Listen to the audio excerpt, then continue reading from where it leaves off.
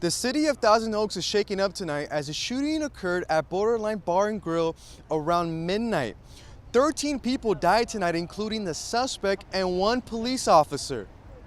What was supposed to be a fun night for college country night at Borderline Bar and Grill turned deadly Wednesday when a gunman identified as Ian David Long opened fire inside the bar, killing 12, which included Sheriff Sergeant Ron Heelis. Sheriff Dean held a press conference to explain exactly what happened. At 20 p.m., Sheriff's 911 received multiple calls of shots being fired at the Borderline Bar and Grill in Thousand Oaks. Our first sheriff's unit arrived on scene 3 minutes later. There was also 2 highway patrol officers on scene who had been on a local traffic stop and heard the traffic and responded right away. Approximately 3 minutes later, a highway patrol officer and a sheriff's sergeant made entry into the Borderline because they heard shots being fired and felt there might be additional victims inside.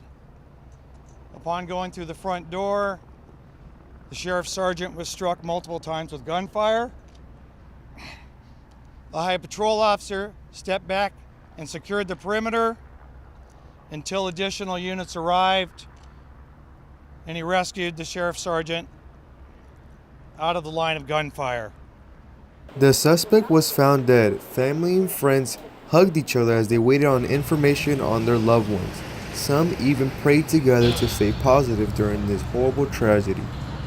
Lord, I ask that you watch over the families of the fallen.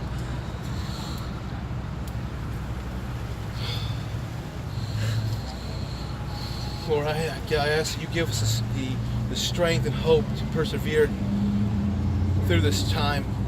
Locals who live near the bar are shocked something like this happened in their city. You think about it, and you hear about the stuff in Las Vegas and all these shootings all over, and it is one of those things where it's not going to happen in my town.